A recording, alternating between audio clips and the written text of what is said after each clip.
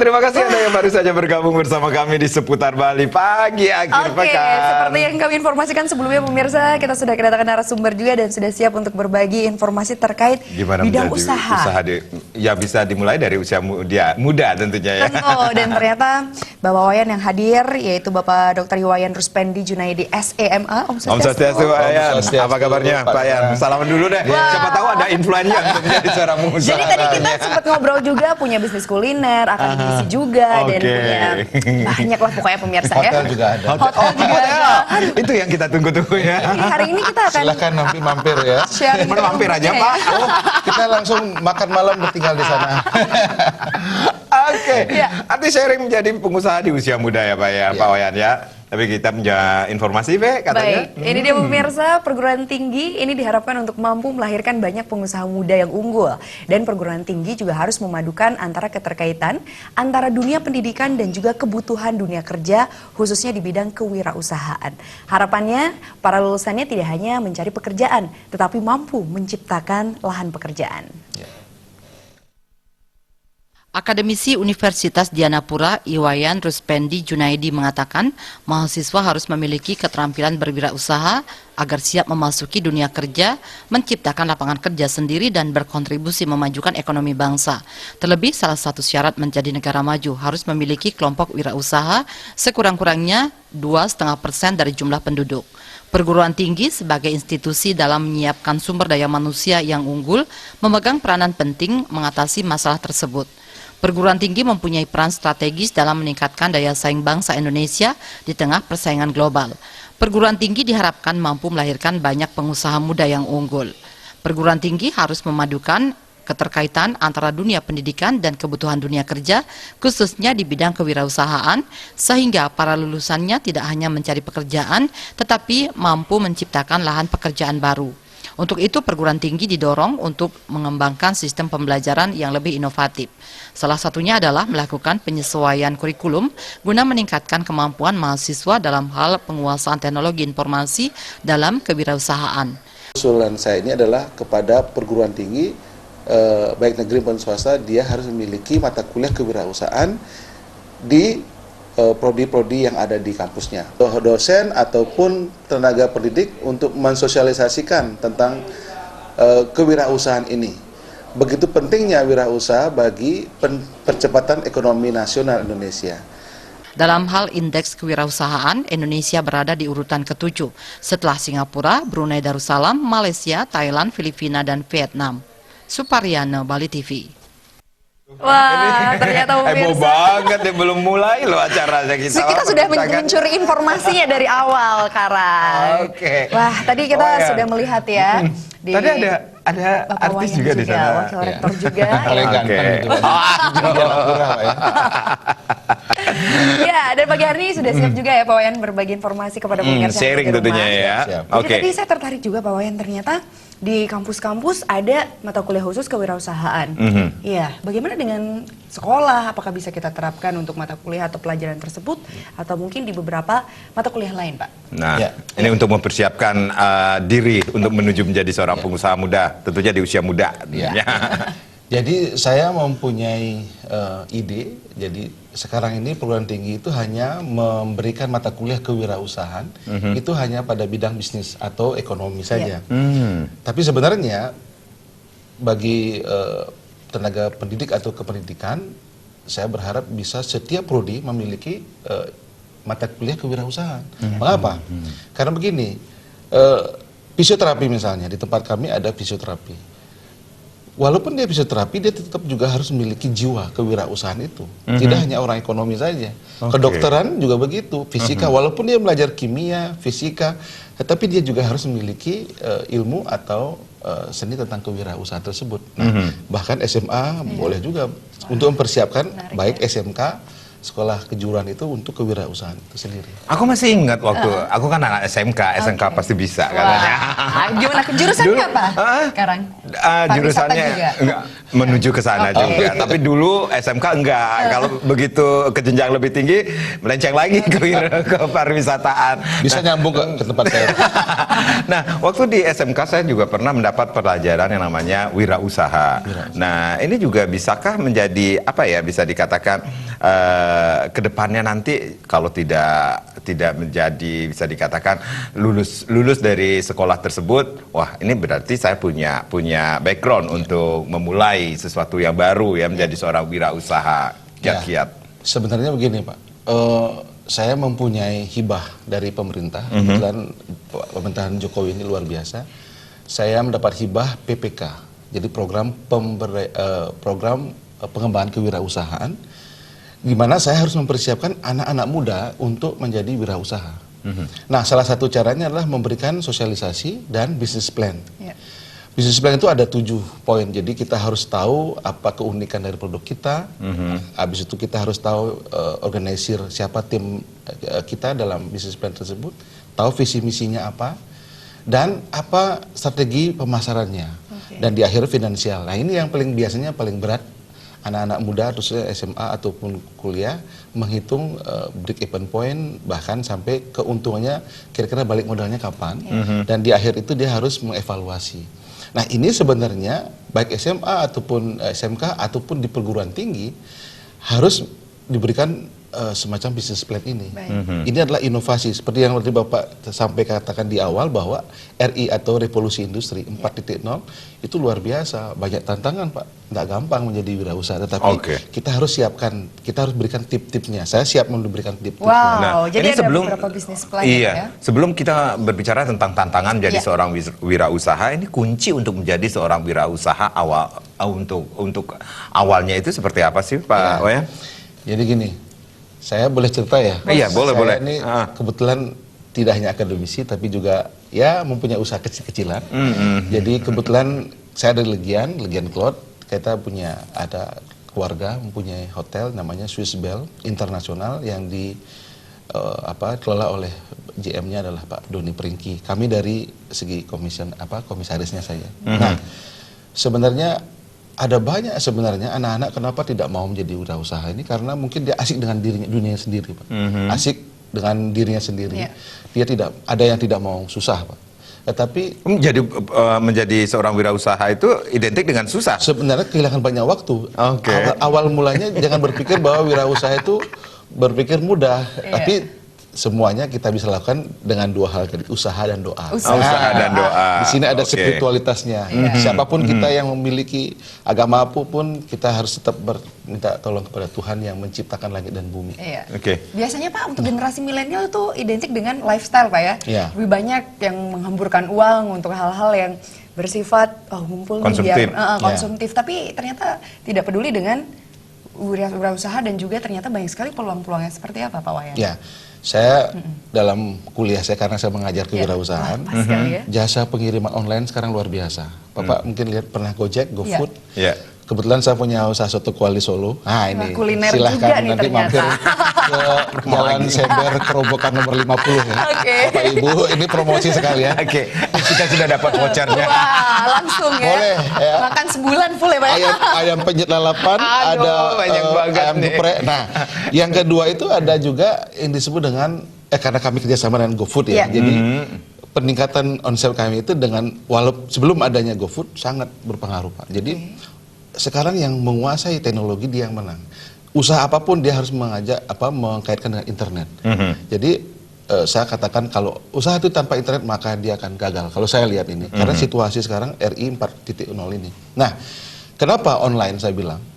Kita bisa berusaha dengan ini Pak, telepon seluler Bapak. Dulu kan ada laptop, kita bisa kerja dengan laptop. Sekarang dengan ini, apalagi S9 ya, Anda bisa menggunakan, adik-adik semua di pemirsa di televisi di Bali ini, bahwa dengan genggaman telepon seluler Anda bisa bekerja, berusaha. Jadi jangan berpikir bahwa kita harus punya tempat seperti saya, soto Kuali Solo, oke. ada ayam penyet, ada ayam lalapan, ada mie goreng dan sebagainya. Tetapi kita harus kaitkan dengan teknologi. Baik, tapi ternyata banyak anak muda juga yang mengeluh Pak, ketika mau membuka usaha, wah nggak ada modal. Nah ini Nah, dia, itu dia, Pak. modal. Kalau kita berbicara Nah. modal, ini akan selalu dikaitkan dengan berapa finansial yang harus kita persiapkan. Tidak ada Ya. tempat juga. Apa sih sebenarnya modal utama untuk memulai menjadi seorang wirausaha, Pak ya? Saya yakinkan diri dulu. Ya, Yakinkan diri. Ada visi dan misi. visi dan misi. Kenapa visi itu penting? Visi itu adalah pandangan yang jauh ke depan yang kita harus cari melalui misi itu. Nah, yang berikutnya setelah kita siapkan organizing, Oke. planning, organizing, actuating, controlling. Nah, ini ilmu manajemen ini. Baik. Nah, setelah itu memang modal itu penting. Tetapi jangan berpikir, aduh nggak punya uang gimana caranya? Ada banyak, kita pinjam orang tua, orang paman atau om tante, Family. atau kalau family kalau nggak punya keluarga ya kita pinjam di bank. Sekarang LPD saya lagi meneliti ini LPD, begitu luar biasa pinjaman. Artinya kalau kerama desa adat ya, Iya. dengan meminjam dana di LPD bunganya lebih rendah dari bank umum. Sehingga saran saya pinjam melalui LPD atau lembaga perkiritan desa. Di sana ya jelas tentu kita harus finansial itu harus catat, harus pintar mencatat keuangan. Kalau enggak bangkrut. Tadi udah disampaikan bahwa harus ada pemisahan antara keuangan keluarga ataupun usaha. Nah, saya lihat juga terbuka terhadap kritik. Kalau ada yang memberikan saran-saran dalam usaha itu juga harus menerima. Jangan baru dikritik langsung down. Oke. Modal itu penting, Pak. Modal. Ya. Visi dan misi. Betul. Maksudnya misi pipis nih. Tapi harus action ya Pak ya, jangan visi misi habis itu planning, tahu nggak action. Oke. Yang penting terakhir adalah action. Nah, actionnya ini kalau kita berbicara tentang wirausaha apa ya yang ingin diterjuni, ini apakah hanya ikut-ikutan atau memang ini sesuai dengan passion Ya. kita sendiri? Ya. Yang Untuk menggeluti. disukai, yang saya bilang, yang disukai dan yang dikuasai. Yang disukai dan dikuasai. Kalau nggak disukai, males biasanya. Kalau kalau kita juga harus menguasai. Saya ambil contoh jual pulsa ya. Ini saya punya anak didik ini. Ada aplikasi namanya Smart Invest menjual pulsa. Ya. Dulu sudah ada Pak. Bapak kalau setiap bulan beli pulsa nggak untuk kuota? Iya iyalah. Ibu Vera Ya. juga kan. Ini katanya buat rerong ya kita. Satu bulan itu minimal lah 250 ya kalau saya. Nah, kalau misalnya sekarang anak mahasiswa itu menjual perlu konter, itu kan zaman dulu ya. Ya. Konter habis itu beli pulsa, kan tempat perlu ini sewa tempat di Perlu. Kuta itu 6 kali 4 meter itu 150 juta. Kan kasihan mahasiswa. Nah, sekarang aplikasi ini bagus sekali. Kalau mau hubungi saya ya. Ya. Nah, aplikasi dengan menjual pulsa token listrik bisa, air PDAM air bisa. Oh, jadi semuanya bisa dilakukan dengan hanya aplikasi. dengan- Tanpa buka toko bisa ya? Bisa. Pak, ya? Ini bisa dikatakan Dan lebih murah Pak. Kalau Bapak beli di maaf ya ATM 100.000 harganya 102 kan? 102. Atau minimal sama nyamuk 101 lah ya. Ya, oke. Kalau kami 96.000. Gitu. Oh, dapat untung banyak loh, Fe. Banyak. Makanya 50 aja deh. Kali 50 orang kali sekian orang. Wah. Oke. Wah, ternyata terlihat banget ya bagaimana jiwa dan juga passion dari Bapak Wayan dalam bidang wirausaha ini Ya. di mana-mana bisnisnya Oke, sekarang. satu harus disukai Iya. dan Dikuasai. dikuasai. Itu poinnya. Ya. Dan Jangan harus cepat puas juga. Ada actionnya Ya. juga. Oke, jadi pemirsa. bisa dikatakan ini kemajuan teknologi informasi juga berpengaruh terhadap keberadaan wirausaha kita ya. Sangat. Oke. Wayan, kita break dulu ya. Kita tunda lagi pembicaraan kita karena tentunya kita masih pengen ngobrol lebih banyak lagi gimana cara kiat-kiatnya menjadi seorang pengusaha di usia muda. Tapi Oke. tentunya setelah yang berikut ini pemirsa.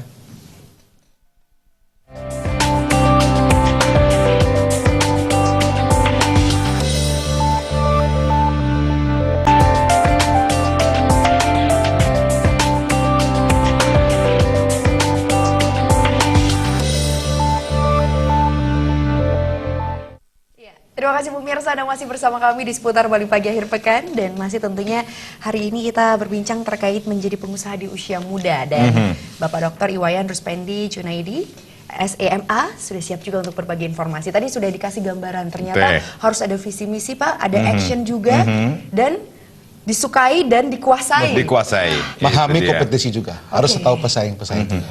Pesaing juga. Pak, boleh cerita sedikit Pak bagaimana untuk bisnis kuliner ini? Karena teman-teman pemirsa juga banyak yang tertarik. Awal mulanya seperti apa Pak? Iya, karena kita juga suka makan ya. Ya, berarti itu udah passion ya? Saya undang Vera dan Karang makan di tempat saya Aduh, free of oke. charge. Wow. Free of Pemirsa Saya juga yang bayar, ya. saya yang bayar Pak. Kalau free of charge saya yang bayar. Oh, bukan free of charge. Artinya bagi bisnis tak boleh ada minimal diskon 10%. Oh gitu. Wah, ini juga Gimana ilmu. Kalau kita free terus rugi saya Pak. Gimana kalau kita datangnya dengan entertain aja? Ya. Entertain di sana. Atau begini aja, Vera sama Karang di Balik TV-nya di Sukali Solo aja. Oke. Jangan di sini ya. Berapa lama Pak untuk Nah, bisnis kuliner begini, ini? saya dulu S2 saya di Jerman.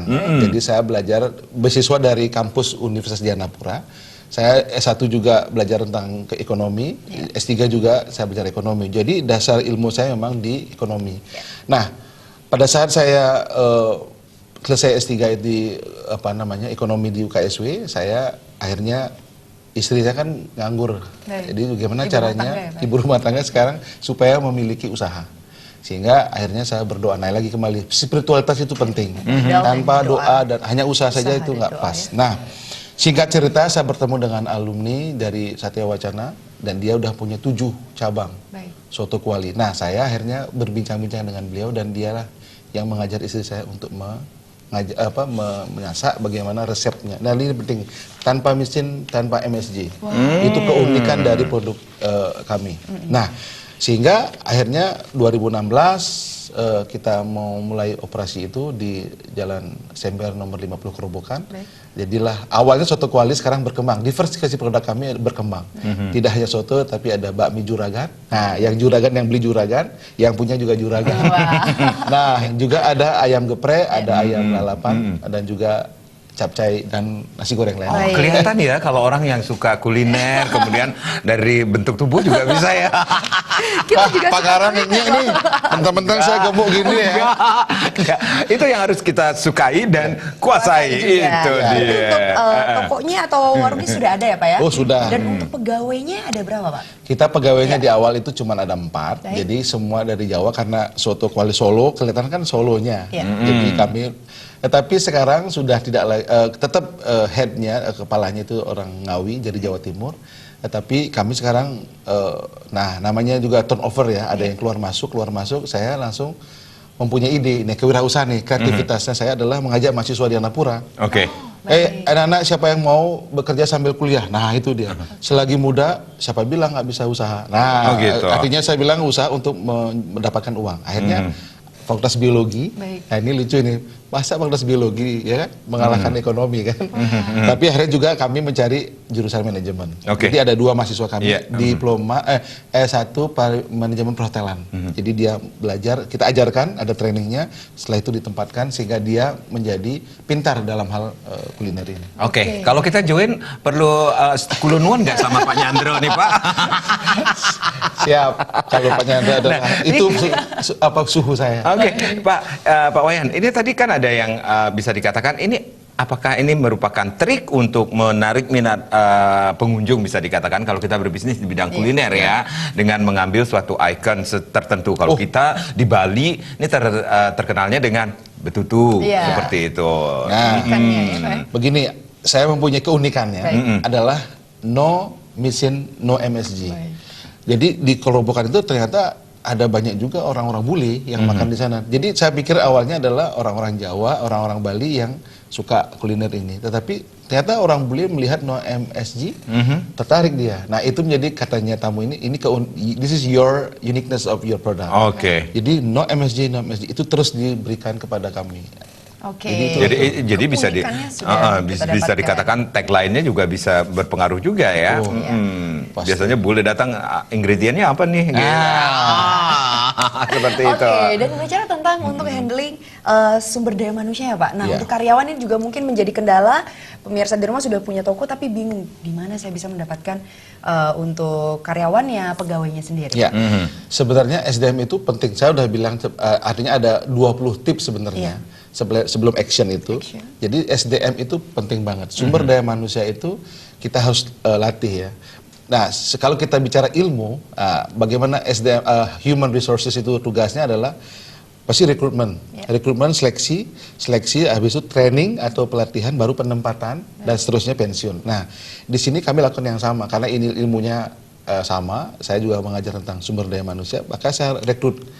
Untuk merekrut itu saya pasti wawancara ya, tidak wawancara, seleksi dulu ya Pak ya. Nah, bisa nggak dia kira-kira untuk suka nggak dia juga masak, jangan sampai dia tidak suka masak saya paksakan. Nah, seleksi, setelah itu training. Nah, ini penting. Saya memberikan pelatihan dan training kepada pegawai-pegawai ini sebelum dia terjun, sehingga tahu bagaimana caranya menyapa tamu dengan keramah. Nah, ini saya bilang hospitality. Oke. Selamat datang, bisa ini menunya, dan setelah duduk kami order kan, setelah order saya ulangi lagi, repeat the order. Setelah itu ada yang salah atau enggak, setelah itu baru masak. Jangan sampai begini, setelah di order atau salah, tamunya komplain, ini bukan orderan saya nih, sehingga saya nggak mau makanan ini. Nah, supaya nggak terjadi seperti, walaupun ini hal kecil, tetap kita akan berikan kepada pegawai yang baru bahwa tetap lakukan makanannya harus enak, ramah kepada tamu, dan ajak ngobrol lah tamunya pada saat dia tidak diem aja. Nah, saya biasanya adalah orang yang cerewet ya. Dari mana asalnya Pak? Where you come from, sir? Oh, Germany. Saya ngomong bahasa Jerman juga, karena saya orang lama di Jerman. Langsung datang lagi gara-gara saya apa? I was study in Germany, dan dia senang. Gara-gara itu aja. Ternyata hospitality ya Pak ya membuat pengunjung kembali hadir. Ini Bali kan terkenal sekali dengan keramah tamahannya, budayanya. Ini juga perlu di announce juga kepada tamu-tamu kita, atau untuk SDM kita berikan juga ya courtesy, smiling of courtesy ya bisa dikatakan. Nah, ini 4 kali lo dapat nominasi. Nanti Bapak berikan ini ya kuliah kamu ya di mata kuliah saya. Iya, itu perlu juga Pak. Perlu, tapi saya nggak kuat bayar Pak. Boleh, dapat potongan. Baik. Dan bagaimana lagi Pak untuk menciptakan kenyamanan agar pengunjung datang lagi? Apa ada promo-promo? Ya gini, nah ini penting, strategi pemasaran. Nah, ini dia. Ya, Pak. Saya harus mengatakan bahwa GoFood luar biasa, GoResto luar biasa, GoBusiness luar biasa. Tanpa GoFood, GoBusiness, GoResto ini, maka usaha kami akan pendapatannya menurun ya. Nah, tetapi tentu ada promosi penjualan juga. Nah, yang saya lakukan adalah pertama kali sebelum ikut GoFood ini, saya pergi ke perumahan. Membawa selebaran, isinya Pak, siapa yang membawa brosur ini dapat diskon 10%. Sama anak saya, waktu saya 3 Pak. Jadi cewek-cewek cowok, jadi yang kecilnya dapat cowok juga. Tuh Vera bilang ini masih bujangan ya katanya. Ekornya udah 3 loh. Iya. Ya, jadi saya akhirnya naik motor ke perumahan. Tidak hanya perumahan di Dalung, di Kerobohan, tapi sampai ke Dalungnya. Jadi marketing juga perlu dikuasai Pak? Oh, harus Pak. Marketing itu adalah ujung tombak. Ya, is a must itu. Jadi saya lakukan itu, dan selain itu seperti yang Ibu katakan tadi, Facebook, Instagram, sosial media kita harus lakukan. Again, tanpa teknologi kita kalah. Yang menguasai internet luar biasa. Tuh, selling point juga perlu banget ya di sini ya. Sehingga ternyata prosesnya itu benar-benar Pak ya, dari yang konvensional. Membawa supaya tahu juga ya, brosur nggak mudah itu. Keringetan lagi kan. Tapi luar biasa, puji Tuhan saya dapat akhirnya. Jadi bukan hanya kalau kita memulai untuk berwirausaha, kita tidak hanya melulu berpikir tentang keuntungan, tetapi hal-hal yang lain juga kita perlu pikirkan juga Kak Pak. Mungkin untuk gimana ya nanti ke depannya kalau harus action dulu, seperti itu ya. Nah, begini Pak, saya masuk ke CRS ini Pak, responsibility ya. Jadi kami mempunyai Yayasan Ayub namanya. Jadi usaha ini adalah diberikan juga kepada Yayasan Ayub untuk membantu anak-anak. Jadi ada yang sekolah kayak kemarin melalui keluarga kami ini, kita beri bantuan beasiswa untuk yang untuk bayar SPP. Jadi tidak hanya berpikir keuntungan, betul ya. Kita harus juga mempunyai rasa tanggung jawab sosial kita, sehingga kami punya Yayasan Ayub ini untuk menyalurkan. Tidak hanya dari Soto Kuali Solo aja, tapi yang lain. Ibu juga bisa, Bu Vera kasih ke saya Yayasan Ayub, karena ke saya sebarkan.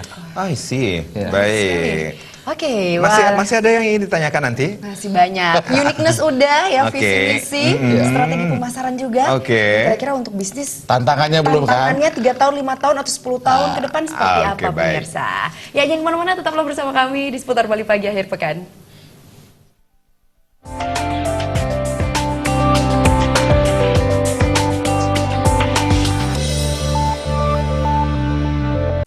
ternyata baru peluangnya. nih. Ternyata ada bisnis lokal juga ya. Dan ternyata Bali pun terkenal dengan banyak sekali kayak buah-buahan, sayur-sayuran, semua bisa dimanfaatkan juga. Nah, bisa meningkatkan pendapatan para petani lokal ya tentunya ya. Oke, kembali lagi Bapak Wayan, tadi kita tertahan tentang tantangannya nih sebagai pebisnis.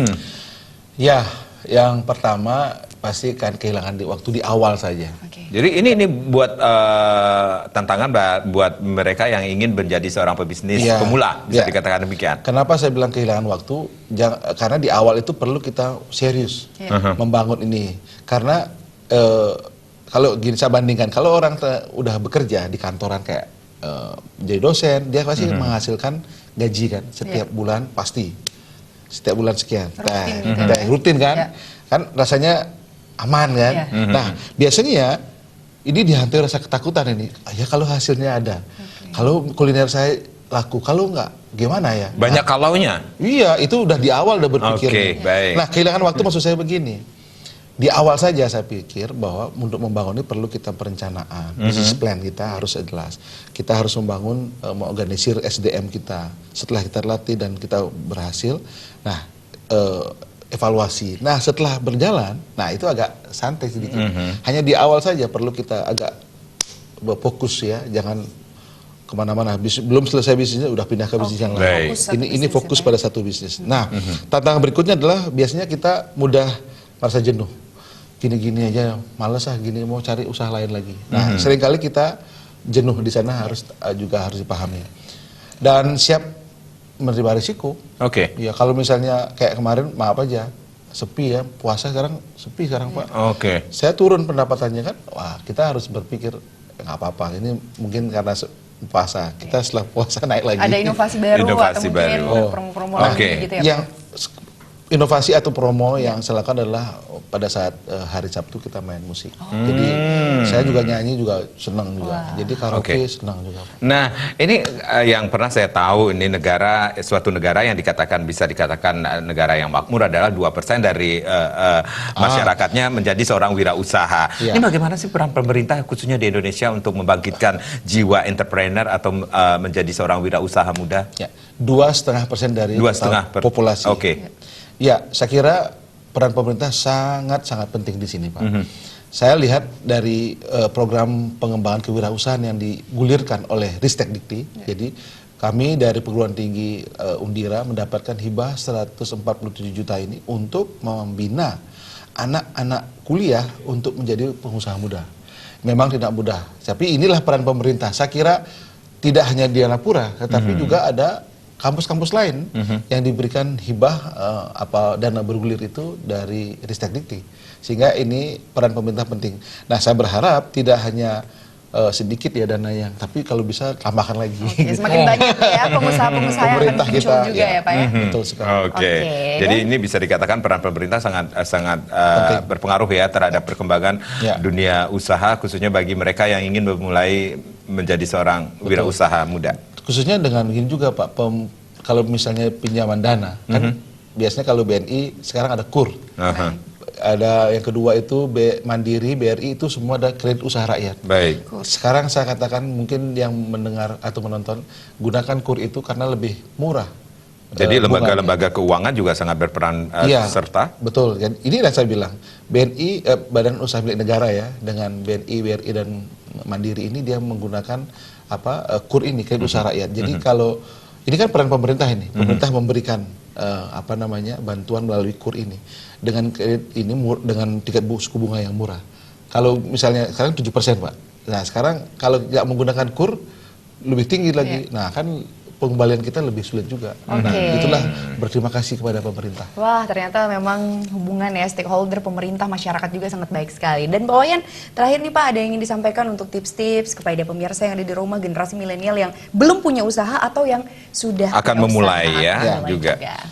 Ya, yang pertama Anda percayakan diri Anda, harus pede ya.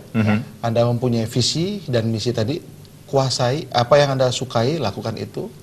Dan organizing diri Anda. Jadi Anda punya business plan, ingat ini penting banget. Business plan itu kalau tidak ada business plan Anda nggak tahu mau kemana arahnya. Setelah itu Anda harus tahu kompetisi, pesaing-pesaing Anda, jangan takut dengan pesaing, tapi belajar dari pesaing. dan action. Oke, Tuhan actionnya. Take action. Ada coachingnya loh sekarang Wah, ya. mentor Ada ya. mentornya ada ya, gratis loh. Oke, Pak Wayan terima kasih ya sudah sharing di sini. Ya, Mudah-mudahan terima kasih banyak, Pak Karang. Ini Terima kasih, Bu bisa Vera. bisa memberikan peluang bagi para usaha muda yang ingin ya. memulai untuk berwirausaha ya menjadi seorang entrepreneur ya. Saya siap dipanggil lagi untuk dialog, Pak. Oke, sharing-sharing lagi.